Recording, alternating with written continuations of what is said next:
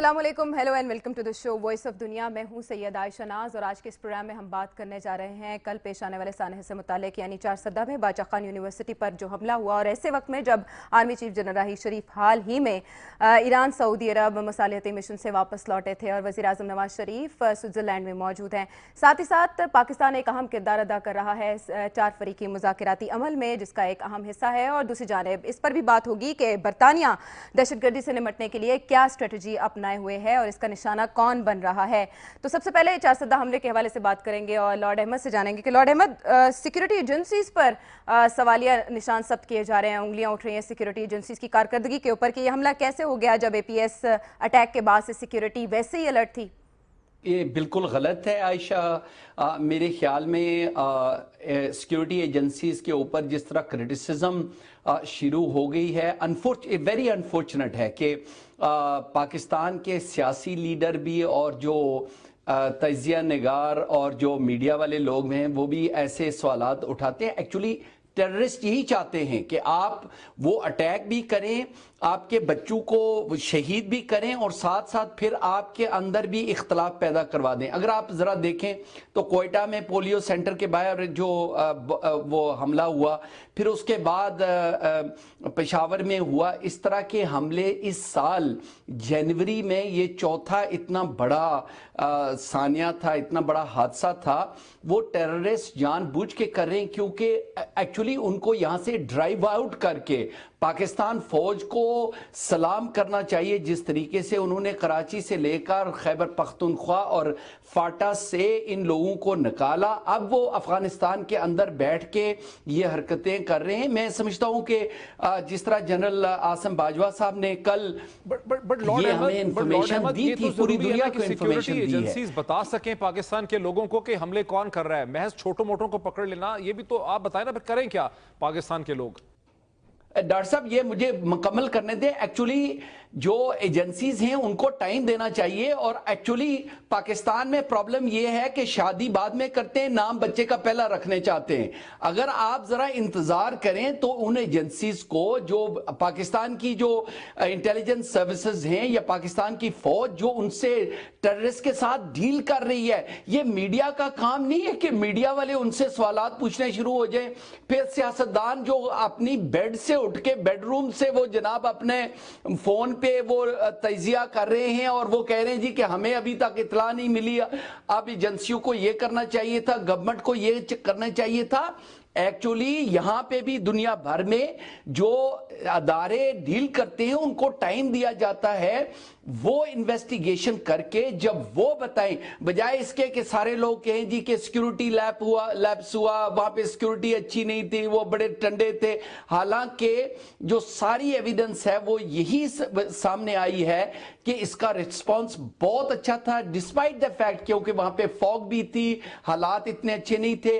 Yes, expected था ये जो अटैक था, लेकिन इसके बावजूद मैं समझता हूं कि जब तक पूरे हकायक सामने ना आए, मुझे तो मेरा जो जाती जो ओपिनियन है, मेरे ख्याल में डॉक्टर साहब इसमें शायद आपको कहीं और नेबररी कंट्री जो जिनके साथ बड़े हम तल्लक बनाना चाहते हैं उनके हाथ भी इसके साथ ना रगे हों, क्योंकि वो लोग अफगानिस्तान से ऑपरेट कर रहे हैं और ताने वाले तो वही मिलते हैं। डॉक्टर मुईद, एक एग्रेसिव जो इसके फौरी बाद रिएक्शन आया वो ये है कि अगर जी अब मतलब जो वहां अफगानिस्तान में मौजूद हाइड आउट्स हैं, क्या पाकिस्तान उनको निशाना नहीं बना सकता? जिस तरह अगर अमेरिका यहां अपने मफाद के लिए ड्रोन अटैक्स कर सकता है, पाकिस्तान ने अफगानिस्तान को बहुत बार कहा कि आप उन दहशतगर्दों का कला कमा करें, लेकिन रिजल्ट्स अब तक नहीं मिले।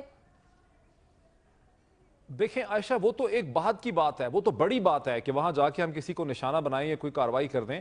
पहले तो देखिए कि जो अवाम का रिएक्शन है उसमें बहुत सा बेजा भी होगा। मैं लॉर्ड अहमद से एग्री करता हूं कि बहुत सा, मैंने देखा नहीं कि सारा रिएक्शन क्या है, लेकिन जो रिएक्शन मैं समझता हूं जस्टिफाइड है। इस शख्स के ऊपर मॉनिटरिंग क्यों नहीं हो रही, ये क्यों उनके कंट्रोल में नहीं था, ये क्यों इतना ताकतवर था कि ये इसको ऑर्गेनाइज कर सकता है इस हमले को। ये तो हो गया कि आप हमले रोक नहीं सकते, आपको पता है कि हमले होंगे, एक चीज है।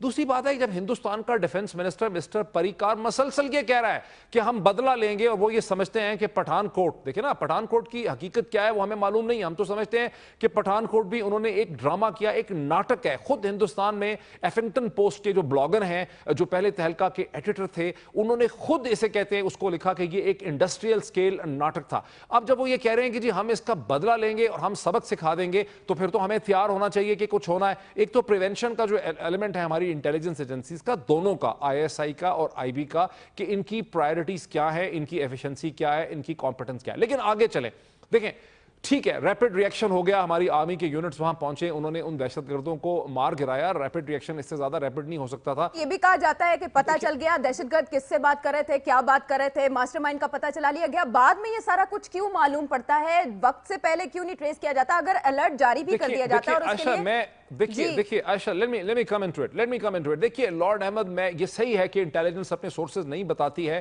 MI6 اور CIA کھل کے کبھی انہوں نے پاکستان پہ بھی الزام نہیں لگایا ہے. دیکھیے نہ ہی ہندوستان کی را بولتی ہے, نہ ان کا آئی بی ڈپارٹمنٹ بولتا ہے. لیکن آپ یہ تو دیکھیں کہ بارہا ان آئیڈینٹیفائڈ سورسز کو کوٹ کر کے انڈیا کے میڈیا کے اندر انڈیا والے کرتے ہیں, افغانستان میں افغان انٹیلیجنس ایسی انفارمیشن کو لیک کرتی ہے, اور پھر امریکی اور برطانوی سورسز کو کوٹ کر کے برطانیہ, امریکہ کے اور دنیا بھر کے اخبارات کہتے ہیں کہ جی یہ تو لگتا ہے ISI نے کروایا, یہ تو لگتا ہے ان کے طالبان سے لنکس تھے.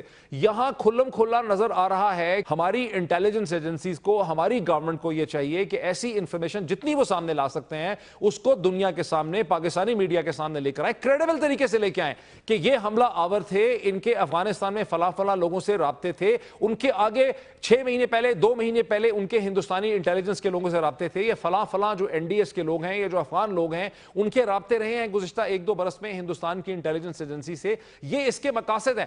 دیکھیے یہ تو کھلم کھلا شٹ کیس ہے, TTP نے ڈینائی کر دیا. اس سے بڑا شٹ کیس آپ کو کیا چاہیے کہ یہ کرائے کے مرسنریز ہیں جو یہ سارا کچھ کر رہے ہیں. اب ہماری حکومت کیا کر رہی ہے, آپ خود نام نہیں لے رہے بھارت کا, آپ کہہ رہے ہیں پڑوسی ملک کے ساتھ پینگے بڑھا رہے ہیں. یہ تو نواز شریف صاحب کی حکومت کی بہت بڑی انڈائٹمنٹ ہے, خود وہ بیٹھے ہوئے ہیں ڈیووس میں, وہاں سے سٹیٹمنٹ انہوں نے دے دی ہے, یہاں لوگ مر رہے ہیں.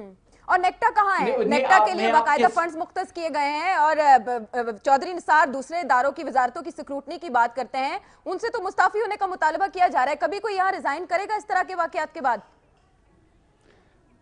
پاکستان میں تو انفارچونیٹلی کوئی بھی ریزائن نہیں کرتا ہے, پاکستان میں کوئی بھی ریزائن نہیں کرتا ہے. ایکچولی پاکستان کے اندر ریزائن ہونا تو بہت بڑی بات ہے. اگر پرائم منسٹر صاحب وہاں پہ خود چلے جاتے, جنرل رحیل شریف صاحب گئے ہیں, دوسرے جو لوگ ہیں وہ گئے ہیں, تو اس سے بھی بڑا فرق پڑتا ہے, کیونکہ وہاں پہ امیج جو جاتی ہے ہمسائے ملک کے اندر ہو, یعنی میں افغانستان کی بات کر رہا ہوں یا ہندوستان میں کی بات کر رہا ہوں, لیکن اب جو اپنے لوگ ہیں ان کو حوصلہ افزائی ملتی ہے کہ کم از کم ان کو سپورٹ کرنے کے لیے, ان کا دکھ اور درد شیئر کرنے کے لیے کوئی اسلام آباد سے بھی آیا ہے.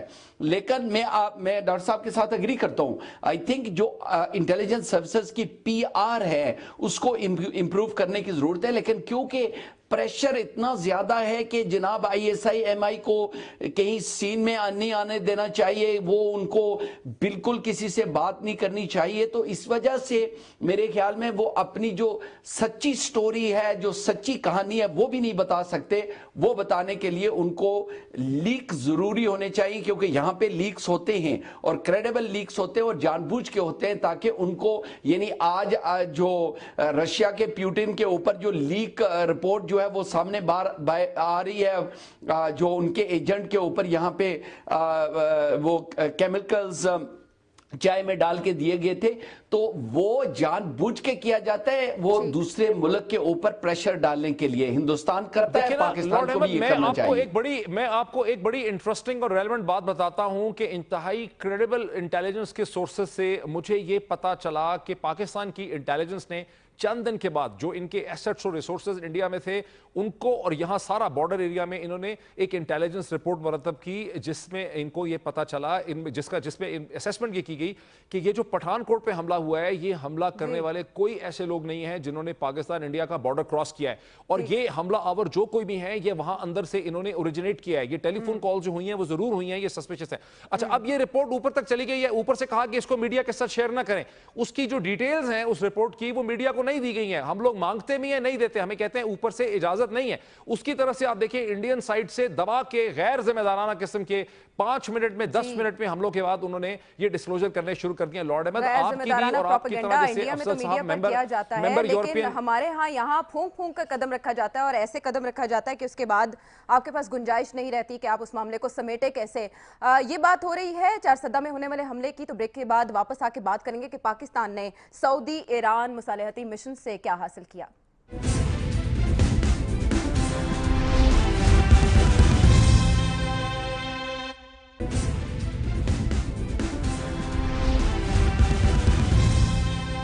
ویلکم بیک ناظرین. پاکستان کی جانب سے جو کوششیں کی گئیں ایران اور سعودی عرب کے درمیان بڑھتی ہوئی کشیدگی کو کم کرنے کے لیے, اس میں ہمارے چیف ایگزیکٹو اور آرمی چیف کا رول خاصا اہم رہا. دونوں اکٹھے گئے اور دونوں ممالک کے دورے کرنے کے بعد جیسے ہی آرمی چیف وطن واپس لوٹے تو یہ سانحہ چارسدہ کا ہوا. لیکن سوشل میڈیا جس کے بارے میں نیشنل ایکشن پلان میں بات کی گئی تھی کہ اس پہ دہشت گردی یا انتہا پسندی پھیلانے والے مواد کا کلا کما کیا جائے گا, اس کو روکا جائے گا, اس کی نگرانی کی جائے گی, اسی پر یہ بات اکثر ڈسکس کرتے دیکھی گئی کہ پہلے اپنے گھر کو سنوارنے کی کوشش کرنی چاہیے, بعد میں دوسرے ممالک میں امن کے سلسلے میں کردار ادا کرنے پاکستان کو جانا چاہیے. لارڈ احمد, آپ اس سے اتفاق کریں گے کہ پاکستان کو پہلے اپنے گھر کے معاملات سدھارنے چاہیے, بعد میں دوسرے ممالک کے معاملات؟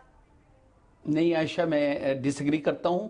میں سمجھتا ہوں کہ پاکستان گورنمنٹ, دیکھیں میں پاکستان گورنمنٹ کو کرٹیسائز بھی کرتا ہوں, لیکن اس معاملے پہ میں پاکستان گورنمنٹ اور جنرل رحیل شریف صاحب دونوں کو مبارکباد دینا چاہتا ہوں کہ یہ شاید سب سے بہترین, سب سے بڑا فورن افیئرز کی پالیسی میں جو ہے ان کے کریڈٹ جاتا ہے, کیونکہ دونوں نے جا کے سعودی عربیہ اور ایران میں جا کے ٹینشن ریڈیوس کی. اس کے لانگ ٹرم کانسیکوینسز ایک تو پاکستان کے حق میں, لیکن جو پاکستان کے لیے خطرات تھے ان چیلنجز کو نپٹانے کے لیے بہت ضروری تھا. سعودی عربیہ گئے اور اس کے بعد ایران کے سپریم لیڈر نے اس کو جو اٹیک ان کی سعودی عربیہ کی ایمبیسی پہ تھا اس کو کنڈیم بھی کیا, بلکہ اس کی پروسیکیوشن کے لیے بھی کہا, بلکہ یہ بھی کہا کہ یہ اسلام کے خلاف ہے.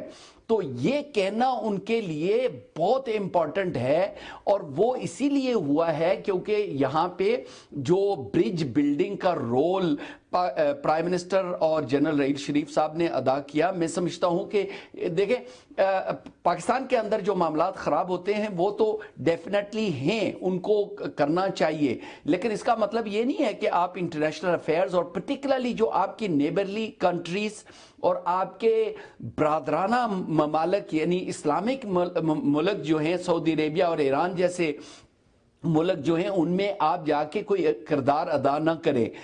تو میں سمجھتا ہوں کہ یہ بہت پازیٹیو تھا, اس کے ریزلٹس بھی اچھے ہوں گے. چاہے جائے, میں نہیں سمجھتا تھا کہ ایک وزٹ یا 2 وزٹس کے بعد جو ہے وہ ان کی مس انڈرسٹینڈنگ دور ہو جائے گی, لیکن ایک بات ضرور ہے کہ کم از کم جو انہوں نے اپنے نمائندے چنے ہیں تاکہ یہ ڈائیلاگ کو پرسیڈ کریں اور جو ٹینشنز ہیں اس کو ریڈیوس کریں. پھر آیت اللہ خامنئی صاحب کی جو سٹیٹمنٹ ہے میں سمجھتا ہوں یہ بہت پازیٹیو ہے. آئی ہوپ جو سعودی عربیہ وہ ریسپریکیٹ کرے گا اور جو دوسرے جی سی سی کے ممالک ہیں وہ بھی اس کو اپریشیٹ بھی کریں کم از کم, اور ایٹ لیسٹ جو ٹینشن ہے اس کو ریڈیوس کرنے کے لیے کچھ کردار کام کر گیا. لارڈ احمد, ڈاکٹر محیط آپ کیا سمجھتے ہیں؟ پاکستان نے تو اپنا کردار ادا کیا, لیکن چین کا کیا اس میں سٹیک ہو سکتا ہے؟ نہیں دیکھیں اس حد تک تو لارڈ احمد صحیح کہہ رہے ہیں, اور ہم نے پچھلے ہفتے بھی اس کو ڈسکس کیا تھا کہ پاکستان کو یہ ایک یونیک پوزیشن حاصل ہے کہ وہ سعودی عربیہ میں بھی ویلکم ہے اور وہ تہران کے اندر, یعنی تہران اور ریاض دونوں ہی جگہ پاکستان کو ویلکم کیا گیا ہے. دونوں ہی کنٹریز کو پاکستان کی ضرورت ہے, پاکستان کو بھی دونوں ممالک کی ضرورت ہے. اور پرائم منسٹر نے اور جنرل رحیل شریف نے جو انیشیٹو لیا ہے, اور جس میں رحیل شریف صاحب کئی مہینے سے لگے ہوئے تھے یمن کی جنگ کے بعد, وہ بڑا مناسب انیشیٹو ہے. اس کی جتنی بھی تعریف کی جائے وہ کم ہے, یہاں تک تو بات صحیح ہے. لیکن پاکستان کو انٹرنیشنل ڈپلومیسی میں ٹریکشن اسی وقت ملے گی, اثر و رسوخ اسی وقت ملے گا جب پاکستان پہلے اپنی ڈومیسٹک پالیسی کو مینج کرتا نظر آئے گا, ایک فنکشنل فعال ریاست کے طور پر نظر آئے گا. آپ اس کو اور کریں, جب چارسدہ کا اٹیک ہوتا ہے تو پاکستان کے پرائم منسٹر نواز شریف صاحب جو ہیں وہ ڈیووس میں موجود ہیں. ڈیووس میں پوری دنیا کی لیڈرشپ آئی ہوئی ہے, وہاں دنیا کی کارپوریٹ لیڈرشپ بھی آئی ہوئی ہے, وہاں دنیا کی این جی او کمیونٹی بھی آئی ہوئی ہے, وہاں دنیا کی اقوام متحدہ سے ریلیٹڈ کمیونٹی بھی آئی ہے, اور وہاں پوری دنیا کا میڈیا موجود ہے, وہاں چین کا, روس کا, امریکہ کا, برطانیہ کا, یورپ کا, بھارت کا میڈیا موجود ہے. پاکستان کے پرائم منسٹر کو چاہیے تھا کہ ایک بریفنگ کرتے. وہ بریفنگ میں کہتے ہیں کہ پاکستان نے یہ ارادہ کیا ہوا ہے کہ ہم نہ اپنی سرزمین کو استعمال نہیں ہونے دیں گے, لیکن ہمیں بار بار انٹیلیجنس اسسمنٹ ملتی ہے کہ افغانستان کے اندر ایسے لوگ بیٹھے ہوئے ہیں, شرپسند لوگ ہیں جن کے ڈانڈے اور انٹیلیجنس ایجنسی سے ملتے ہیں. نام نہ لیں انڈیا کا, کہہ تو دیتے نا, ہمت ہی نہیں ہوئی پاکستان کے پرائم منسٹر کو. سٹیٹمنٹ ایشو کر دی پرائم منسٹر کے آفس نے. یہاں پہ 20 25 22 لوگ مر گئے, یہاں اودم مچ گیا. سارا جو ضرب عضب کی کامیابی ہے اس کو خطرے میں ڈالا جا رہا ہے. ٹھیک ہے, یہاں پہ داعش کو انوینٹ کیا جا رہا ہے, ری برانڈ کیا جا رہا ہے. پاکستان کے پرائم منسٹر کو ہمت ہی نہیں ہوئی کہ ڈیووس کے موقع پہ جہاں وہ موجود تھے اس کو یوز کرتے. انہوں نے سٹیٹمنٹ ایشو کیے. میں نے کوئی ایویڈنس نہیں دیکھی کہ پاکستان کے پرائم منسٹر نے ڈیووس کے پلیٹ فارم کو استعمال کرتے ہوئے ایک وہاں پہ بریفنگ. پورا میڈیا آ جاتا, شہد کے اوپر جس طرح مکھیاں آتی ہیں اس طرح پوری دنیا کا میڈیا آتا, ایک ہیڈ لائن کریٹ ہوتی کہ پاکستان کا پرائم منسٹر کہہ رہا ہے کہ ہمارے خلاف خطے میں کام, اور کچھ نہیں کیا انہوں نے. یہ وہ چیزیں ہیں, جب تک پاکستان فنکشنل فعال ریاست بن کے دنیا کو نہیں دکھائے گا آپ کی ڈپلومیسی بھی سکسیسفل نہیں ہوگی. ابھی تک تو ایک وزیر خارجہ پوائنٹ نہیں کر سکے ڈاکٹر معید,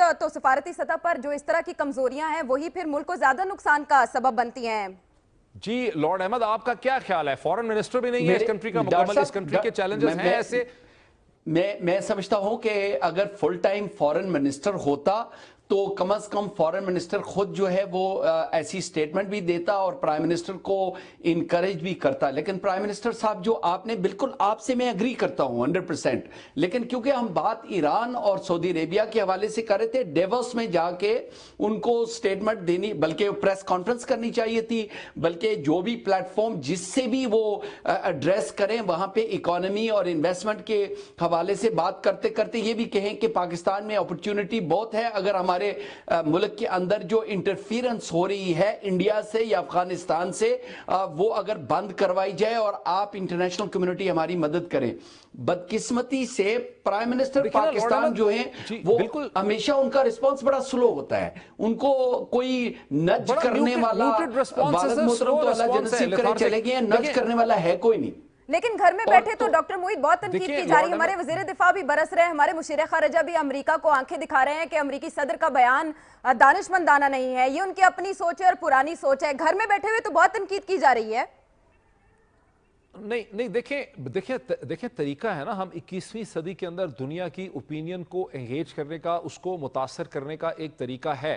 وہ جو طریقہ ہے وہ آپ کیسے انگیج کرتے ہیں؟ اگر پرائم منسٹر ایک چیز خود نہیں کہہ سکتے یا ڈی جی ISPR نہیں کہہ سکتے, ملٹری چیف نہیں ہندوستان کا نام لے سکتے, تو یار آپ اسے کہتے ہیں آف دا ریکارڈ بریفنگ تو کر سکتے ہیں میڈیا کے ساتھ, پاکستانی میڈیا اور انٹرنیشنل میڈیا کے ساتھ, یار کہ یہ ہمارے یہی کنسرنز ہیں, ہم نے یہ دیکھا ہے کہ جنگوں نے حملے کیے, ان کے یہاں ڈانڈے تھے, ان کے آگے ڈانڈے تھے. یہ چیزیں تو آپ بات کر سکتے ہیں نا. ہندوستان کے ڈیفنس منسٹر کی جو مسلسل پریکار صاحب کی سٹیٹمنٹس آ رہی ہیں اس کی طرف تو اشارہ کر سکتے ہیں نا. اچھا پھر یہ کہ آپ کریڈیبل جرنلسٹ کو ایسی انفارمیشن تو دے سکتے ہیں تاکہ آپ کا پوائنٹ آف ویو چھپے جیسے نیو یارک ٹائم میں چھپتا ہے.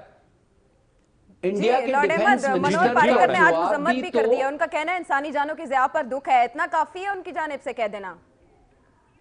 دیکھیں, سب سے پہلے تو انڈین جو ڈیفنس منسٹر ہے اس کا جواب پاکستانی ڈیفنس منسٹر کو دینا چاہیے, کیونکہ اگر وہ ان کو کوئی فرصت ملے اپنے ذاتی جو ان کے میٹرمونیل جو بھی کام ہیں ان سے اگر ان کو فرصت ملے تو وہ ان دو منسٹریز, اتنی امپورٹنٹ منسٹریز لے کے بیٹھے ہوئے ہیں.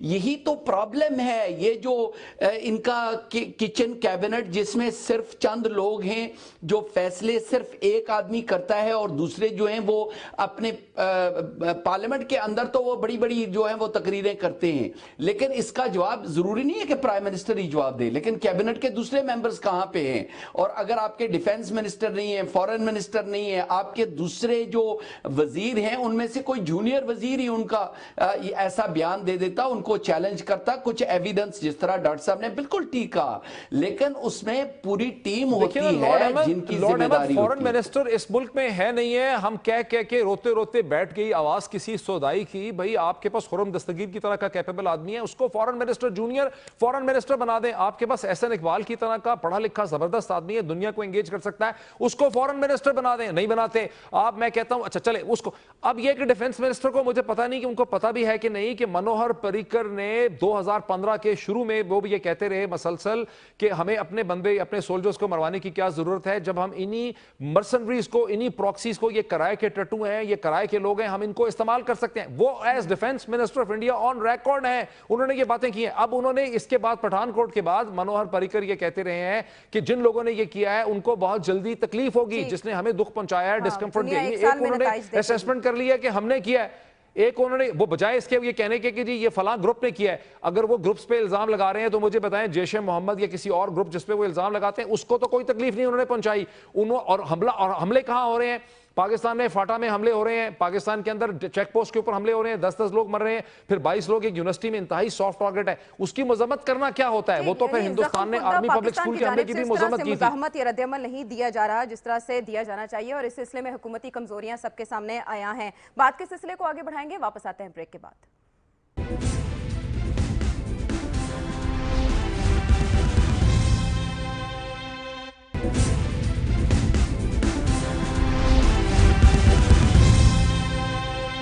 ویلکم بیک ناظرین. مشرق وسطیٰ میں بہتری کی گنجائش پیدا کرنے کے لیے پاکستان کے کردار پر ہم بات کر رہے ہیں. تو مشرق وسطیٰ میں صورتحال تبدیل ہوتی دکھائی دے رہی ہے. With respect to oil prices ہم بات کریں تو تیل کی تیزی سے گرتی ہوئی قیمتیں بھی بہت سے سوالیہ نشانات اٹھا رہے ہیں, خصوصاً جب ایران کی جانب سے پابندیاں اٹھنے کے بعد تیل مارکیٹ میں انڈیوس کیا جائے گا تو اس کے دنیا بھر میں معیشت پر کیا اثرات مرتب ہو سکتے ہیں. اگر لارڈ احمد بتائیے گا, برطانوی معیشت کس حد تک متاثر ہو سکتی ہے ان تبدیلیوں کے بعد؟ ان تبدیلیوں کے بعد دنیا پوری کی جو معیشت ہے وہ بڑی افیکٹڈ ہے آلریڈی, کیونکہ شیل گیس اور تیل نکالنے کی وجہ سے امریکہ کی ڈیپینڈنسی ختم ہو گئی ہے مڈل ایسٹ سے, اور وہ اپنا جو ہے وہ چیپر کاسٹ بلکہ اپنا ہی پروڈیوس کر رہے ہیں, جس کی وجہ سے دنیا کی مارکیٹ پرائس جو ہے وہ $115 سے گر کے $30 سے کم $28-23 تک آ گئی ہے پر بیرل.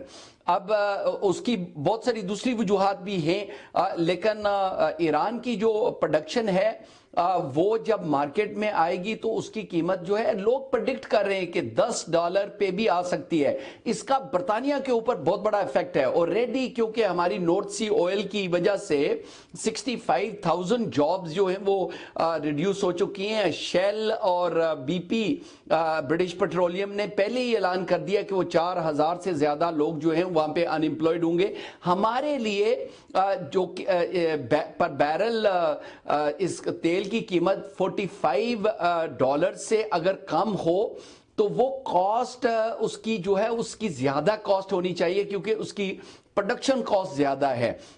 تو پھر تو جس طرح ہمارے کول فیلڈز بند ہو گئے تھے اس طرح ہمارے آئل فیلڈز بھی بند ہو جائیں گے, نئی جو سائٹس ہیں ان کو کھول نہیں سکیں گے. تو اس کی وجہ سے جو تیل اور گیس کی جو ہماری پروڈکشن ہے وہ ختم ہو جائے گی.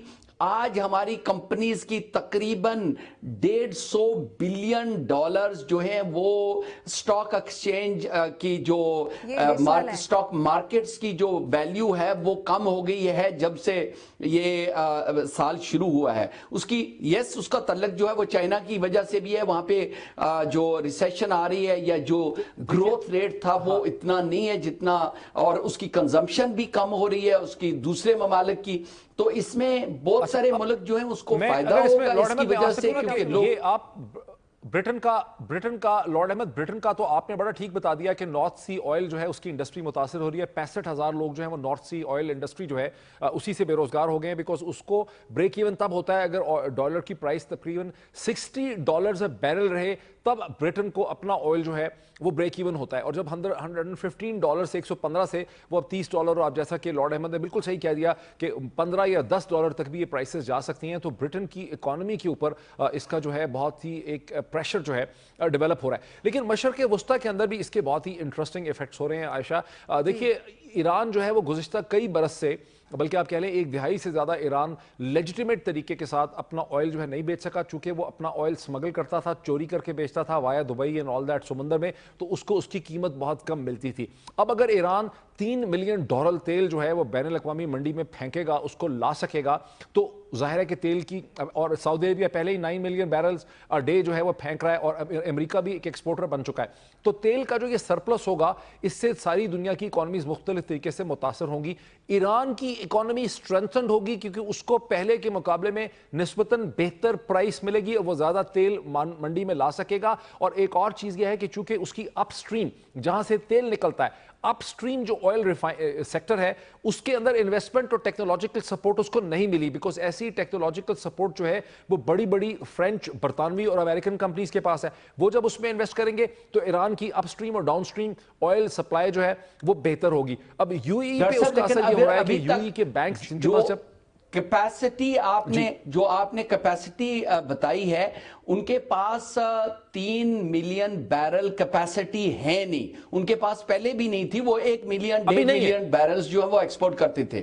تو اب کیونکہ ان کا انفراسٹرکچر جو ہے وہ ڈیمیجڈ ہے, تو شاید وہ 3 لاکھ بیرل سے شروع کریں, ملین تک جائیں, اس کے بعد پھر ان کا انفراسٹرکچر جو ہے, ان کے آئل ویلز اور آئل پائپس اور ان دوسری چیزوں کو رینیو کرنا بہت ضروری ہوگا. اچھا, اس مارکیٹ کرائسس کا سب سے زیادہ فائدہ یعنی صرف ایران کو ہے ڈاکٹر معید؟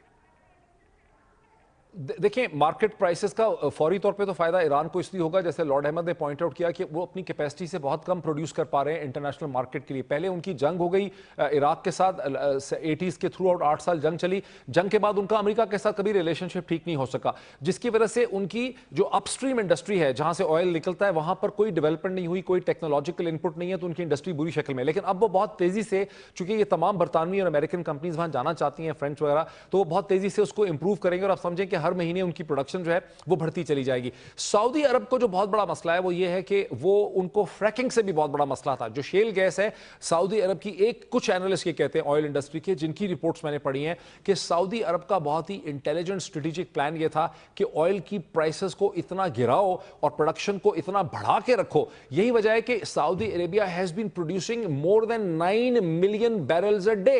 مقصد یہ ہے کہ فریکنگ اور شیل گیس جو ہے وہ ایک سرٹن لیول پہ پروفیٹیبل رہتی ہے امریکہ کے, کیونکہ پرائیویٹ سیکٹر کو جب آپ اس کی قیمت اتنی گرا دیتے ہیں تو یہ جو بہت سے الٹرنیٹ سورسز ہیں وہ بند ہوتے چلے جا رہے ہیں. تھوڑا سا سیاست, ڈاکٹر صاحب اس میں تھوڑی سی سیاست بھی ڈسکس کر لیں. اس میں شاید ان کو انکریج کیا گیا ہو کہ آپ پروڈکشن جو ہے وہ اس کو ہائی رکھیں, کیونکہ پھر اس کی وجہ سے رشیا کا جو ڈیفیسٹ ہے وہ بھی بڑھ سکتا ہے, اس لیے کیونکہ سارا رشیا کی 70% اکانومی جو ہے وہ اس کا ایکسپورٹ ڈیپینڈ کرتا ہے تیل کی پرائسز کی وجہ سے, اور ان کی ریسیشن, بلکہ ان کا جو انٹرسٹ ریٹ ہے وہ 16-17% تک چلا گیا ہے, اور ان کی اکانومی تقریباً تباہ ہونے کے ریسیشن پہ چلی گئی ہے. اس کی وجہ یہی ہے کیونکہ ان کے تو تیل کے پیسے نہیں آ رہے. تو 2 چیزیں جو تھی اس کا سائیڈ ایفیکٹ, وہ ایک ایران کے اوپر اور دوسرا جو ہے وہ رشیا کے. لارڈ احمد میں اسی طرف آنا چاہ رہا تھا کہ یہ دونوں ویوز ہیں, ایک یہ کہ سعودیز جو ہے وہ شیل گیس اور فریکنگ کا مقابلہ کر رہے ہیں, اور دوسرا یہ کہ امریکہ کا انسینٹیو ہے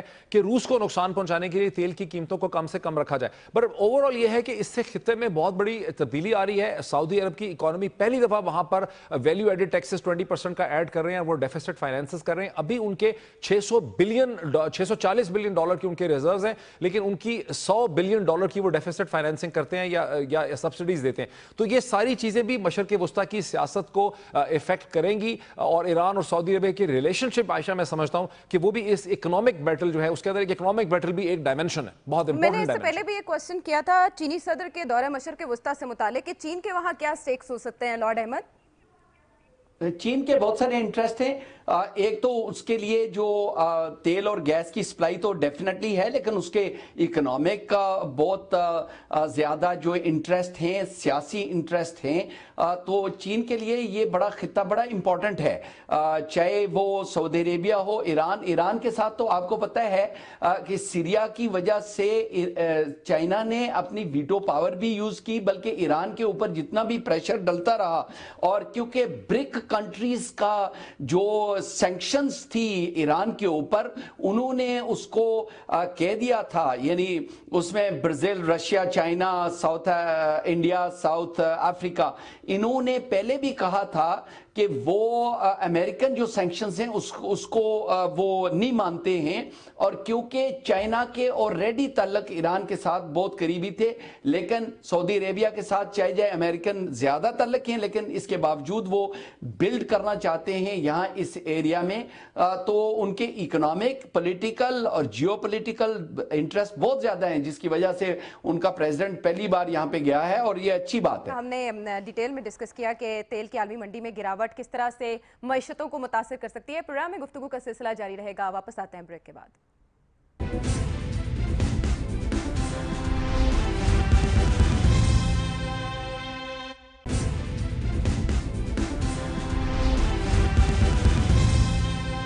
پروگرام میں ایک بار پھر خوش آمدید، آپ دیکھ رہے ہیں وائس آف دنیا شو، اور اب ہم گفتگو کا سلسلہ اس جانب موڑیں گے کہ برطانیہ میں پریونٹ اسٹریٹجی کس طرح سے اپنائی جا رہی ہے، اس پر کیسے عمل کیا جا رہا ہے۔ خصوصاً حال ہی میں برطانوی وزیر اعظم ڈیوڈ کیمرون کا یہ بیان کہ مسلم خواتین کو انگریزی سیکھنے کی طرف توجہ دینی چاہیے اور اس طرح سے دہشت گردی سے نمٹنے میں مدد ملے گی، اس پر خاصی تنقید کی جا رہی ہے۔ لارڈ احمد سے جانیں گے کہ وہ کیسے سمجھتے ہیں اسٹریٹجی کو۔ جی لارڈ احمد۔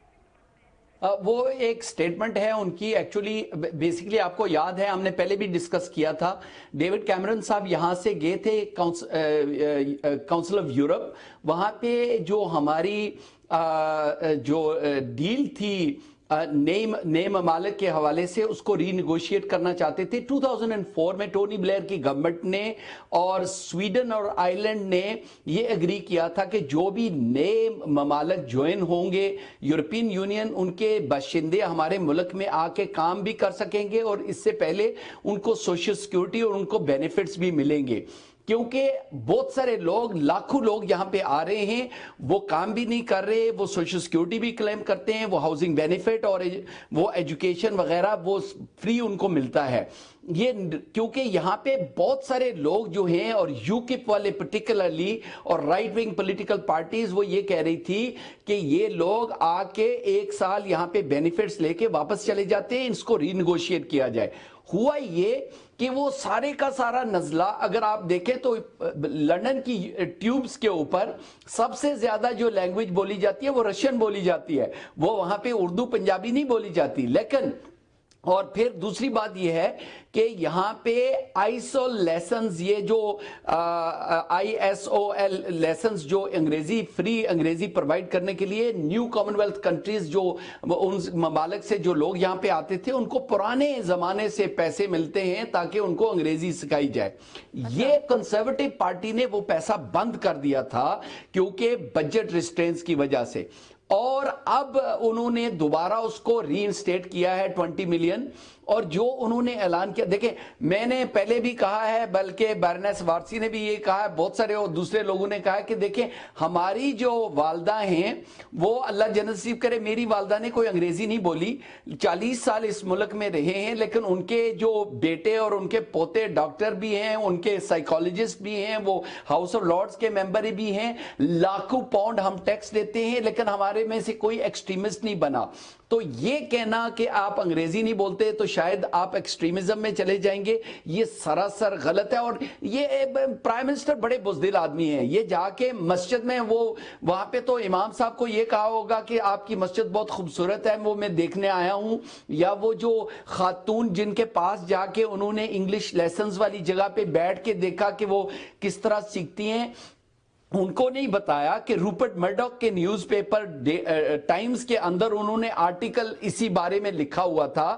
تو یہ ہمیشہ اس قسم کی بات کرتے ہیں ڈائیورٹ کرنے کے لیے، تاکہ جو ہمارا نیشنل ڈیبیٹ جو چل رہا ہے وہ یورپین یونین کے اندر یہ جو ری نیگوشیٹ کر رہے تھے وہ نہیں ہو سکا، اور اس کی وجہ سے اب کیونکہ لوگ یہ کہہ رہے ہیں کہ ریفرینڈم میں ہم نے یورپ کے اندر رہنا ہے یا باہر رہنا ہے، تو اس کا سارے کا سارا نزلہ جو ہے، کیونکہ آپ دیکھیں مسلمانوں کے اوپر تو مسلم کمیونٹیز کے لیے یعنی ایک اور چیلنج مسلم کمیونٹی پر دیکھیں 2 قسم کے یہاں سوال اٹھ رہے ہیں جو ہم اس ہفتے دیکھتے ہیں برطانیہ میں۔ ایک تو وہ ہے جہاں 20 ملین پاؤنڈ کا جو برطانیہ ایشین خواتین ہیں ان کی انگلش تعلیم کے لیے فنڈ جو ہے رکھا گیا ہے، وہ ایک ایشو ہے، اور وہ ٹھیک ہے، لارڈ احمد کا یہ کہنا صحیح ہے کہ یہاں پر ایسی خواتین رہی ہیں تاریخ میں پچھلے 50 سال میں جنہوں نے انگریزی نہیں بولی ہے، اور یہ کہنا کہ دہشت گردی سے اس کا کوئی تعلق ہے، یہ تو سراسر ایک انٹلیکچوئل فلاڈ آرگومنٹ ہے۔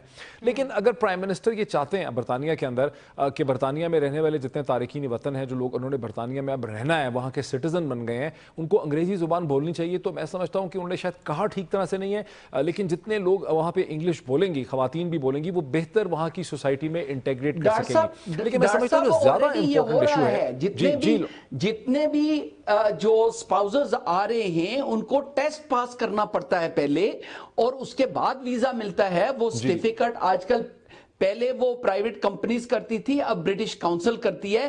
تو وہ ٹیسٹ پاس کر کے, ایک لیول ہے, وہ ٹیسٹ پاس کر کے آتے ہیں. تو اس کا مطلب یہ یعنی ان کی تعلیم ہونی چاہیے, ان کو انگریزی بولنی چاہیے, اس میں کوئی اختلاف نہیں ہے. لیکن جب آپ 10 سال کے بچے کی سپیلنگ مسٹیکس کی وجہ سے بھی آپ پولیس کو بلا لیتے ہیں کہ یہ جو ہے یہ کیا اس نے لکھا ہے. آپ کو پتا ہے نا یہ جو فیمس سٹوری کہ اس نے کہ I live in a terrorist house, وہ ٹیرس ہاؤس لکھنا چاہتا تھا. تو ایسے آج 450 بچے 10 سال کی عمر کے کم, جن کے اوپر جو ہے وہ ان کو وہ ریفر کیا گیا ہے پولیس کو, اور 11 اور 15 سال کی عمر کے 1500 بچوں کو پولیس کو ریفر کیا گیا ہے, کیونکہ انہوں نے یا تو کوئی ویڈیو دیکھی ہے, یا انہوں نے کوئی بات ایسی کر دی ہے, یا ان کا ڈریس کی وجہ سے, یا انہوں نے کوئی یعنی اپنی ڈسکشن ڈیبیٹ جو ٹیکسٹ میسیجز پہ ہوتی ہے, یہ کمپیوٹر میں لارڈ احمد میں اسی طرف جب میں نے کہا نا کہ 2 نقطے اہم ہیں, میں سمجھتا ہوں یہ زیادہ اہم نقطہ ہے کہ جو 2015 میں پریونشن آف ٹیررزم کا ایک ایکٹ پاس کیا گیا ہے, جس کے تحت یہ ذمہ داری ڈال دی گئی ہے قانونی طور پہ اسکولوں اور کالجوں کے اوپر کہ وہ دہشت گردی کو پریونٹ کرنے کے لیے انفارمیشن دیں اور اس میں کوآپریٹ کریں. اس کے اندر بڑا پوٹینشیل فار ابیوز ہے, کیونکہ میں نے جو تحریر دیکھی ہے, جو میں نے ریسرچ اس پہ کی ہے, وہ ایسا لگتا ہے کہ اسکول اور کالجز جو ہیں وہ بڑے سخت انڈر پریشر ہیں کہ کہیں ہم سے کوئی غلطی نہ ہو جائے اور کوئی ایسی چیز ہمارے سامنے آئے جس کو کہ ہم رپورٹ نہ کریں, کہیں ہمارے اوپر کیس نہ بن جائے. اب یہ جو لینکا شائر کا قصہ ہے, واقعہ ہوا ہے جہاں ایک 10 سال کا بچہ جو بنیادی طور پہ لکھنا چاہتا تھا کہ I live in a terrorist house, جو کہ برطانیہ میں بڑی کامن ٹرم ہے ٹیررسٹ ہاؤس, اس کو وہ کہہ بیٹھا ہے کہ ٹیررسٹ ہاؤس اسپیلنگ مسٹیک سے. اسکول کو چاہیے تھا, ٹیچر کو چاہیے تھا, پرچہ چیک کرنے والے کو چاہیے تھا کہ اس کو اسکول کے اندر ایک کمیٹی ہونی چاہیے تھی 2-3 ٹیچرز کی, کہ وہ پرنسپل کے پاس لے جاتے, بچے کو بلا لیتے اگلے دن, اس سے پوچھ لیتے کہ بھئی تم کیا لکھنا چاہتے تھے, بچہ کون سا ٹیررسٹ, کیا مطلب تم کہنا چاہتے, تو بچہ کلیئر کر دیتا کہ میں اس قسم کے گھر کو لکھنا چاہتا تھا, وہ چیز کلیئر ہو جاتی. الٹا انہوں نے پینک میں, جو میں سمجھتا ہوں اسکول بالکل ہی, یعنی کیا میں اس کے لیے لفظ استعمال کروں, بہت ہی بیوقوفانہ انہوں نے حرکت کی کہ اس کو پولیس کو رپورٹ کر دیا. امریکہ میں بھی ایسا ہی واقعہ ہو چکا ہے لارڈ احمد. پہلے جب ایک بچے کو گھڑی بنانے پر انہوں نے بوم سمجھ کے اسے اریسٹ کروا دیا تھا, اس کے بعد بھی اس طرح کے واقعات اگر ہوں تو پھر اس پر تو آفرین ہی کہہ سکتے ہیں. نہیں, ایکچولی اگر آپ دیکھیں نا تو یہ 1 یا 2 کیسز کو ہم ڈسکس کر رہے ہیں. 400 سے زیادہ بچے جو ہیں وہ اس چینل جو اس کا بنایا گیا ہے اس کے تھرو پولیس کو ریفر کیے گئے ہیں. پچھلے 4 سالوں میں 10 سال کی عمر سے کم بچے جو ہیں, اور 1500 سے زیادہ بچے 11 اور 15 سال کی جو ہیں. یہ آج کی جو تازہ رپورٹ ہے اس کے مطابق 1500 سے زیادہ بچے جو ہیں وہ پولیس تک ریفر کیے. تو وہ سائیکولوجیکل ایفیکٹ کیا ہو سکتا ہے, لیکن میرے خیال میں مسلمانوں کے بارے میں کوئی زیادہ ہی ڈر پڑ گیا ہے سب کو کہ یہ شاید سوئسائڈ بامرز آ رہے ہیں. اور مسلمانوں کو سب سے زیادہ تنقید کا نشانہ بنانے پر ڈونلڈ ٹرمپ کے اوپر بھی تو سنگباری کی گئی ہے. برطانوی ایم پیز نے تنقید کی ہے. لارڈ احمد کیا کہنا ہے ان کا؟ 1000 میل کے اندر تک اس کو اجازت نہیں ہونی چاہیے ڈونلڈ ٹرمپ کو گھسنے کی. ہاں جی, وہ تقریباً 50 ایم پیز نے گرینڈ کمیٹی روم کے اندر جو ڈیبیٹ تھا اس میں حصہ لیا, اور اس میں میجورٹی وہی لوگ تھے جو کریٹیسائز کر رہے تھے. لیکن انفارچونیٹلی گورنمنٹ تو اس کے بارے میں کچھ بھی نہیں کہے گی. ظاہر ہے یہ جو پارلیمنٹیرین ہیں لارڈ احمد آپ ہمیں بتا سکتے ہیں کہ ڈونلڈ ٹرمپ کی کتنی انویسٹمنٹ ہے؟ بیکاز ڈونلڈ ٹرمپ نے آفیشیل ایک اسٹیٹمنٹ دی ہے کہ اگر برطانیہ میں مجھے ایسا سلوک کیا جائے گا تو میں برطانیہ سے اپنی تمام انویسٹمنٹس جو ہیں وہ ختم کر دوں گا, پل بیک کر لوں گا. تو اس سے کوئی فرق پڑے گا برٹش گورنمنٹ کے لیے؟ نہیں, برٹش گورنمنٹ کے لیے کچھ بھی نہیں پڑے گا. اسکاٹ لینڈ کے اندر اس کے گلف کورسز کا 650 ملین پاؤنڈز یا ڈالرز کے حوالے سے وہ کہا جاتا ہے کہ وہ کچھ انویسٹمنٹ کی ہے اور کچھ وہ کہہ رہا ہے کہ وہ کرے گا. بزنس مین ہے, اس طرح کے بلینز یہاں پہ انویسٹمنٹس ہوتی ہے. میرے خیال میں کوئی ہماری اکانومی میں اتنا ڈینٹ نہیں آئے گا. وہ خامخواہ اس کے جو لوگ ہیں وہ اس چیز کو بلیک میل یوز کرتے ہیں کہ بھئی وہ اس کی انویسٹمنٹ یہاں سے چلی جائے گی تو چلی جائے. ایسے لوگوں کی ویسے بھی انویسٹمنٹ یہاں پہ نہیں ہونی چاہیے. یہ جان بوجھ کے کیا گیا ہے, لیکن मेरे ख्याल में जो डिबेट हुआ है ये बहुत अच्छी बात थी, क्योंकि ब्रिटिश पार्लियामेंटेरियन उसको जबान तो पार्लियामेंट्री जबान में उन्होंने पागल भी कहा, उन्होंने बदतमीज भी कहा, उन्होंने हर किस्म की जबान जो है वो पोलाइट जबान इस्तेमाल की, और उसके हक में सिर्फ एक बंदा हक में भी नहीं बोला, लेकिन उसने कहा कि अगर वो पागल भी है तो उसको इजाजत देनी चाहिए ताकि वो यहाँ हमारे सामने आके बैठ के वो पागलपनियां करे, बजाय इसके कि वो अमेरिका में कर रहा है, ताकि हम उसको चैलेंज करें और उसके व्यूज को चैलेंज करें। ठीक, प्रोग्राम का वक्त खत्म हुआ चाहता है। लॉर्ड अहमद और डॉक्टर मुईद, आप दोनों के वक्त का बहुत शुक्रिया। और डोनाल्ड ट्रंप के हवाले से बात हो रही है, तो जहां उनके बहुत से मुखालिफिन हैं तो सारा पैनल ने ऐसे वक्त में उनकी हिमायत करके मुखालिफत मोल ले ली है, उन पर सख्त तनकीद की जा रही है। लेकिन साथ साथ अगर हम देखें दुनिया बाइपोलर हो रही है, तो हम खौफजदा और सहमे हुए बच्चों पर मुश्तमिल मुस्तकबिल दे रहे हैं इस दुनिया को। वॉइस ऑफ दुनिया शो से अब तक के लिए इतना ही। आपके फीडबैक का इंतजार रहेगा। अल्लाह ने के बाद।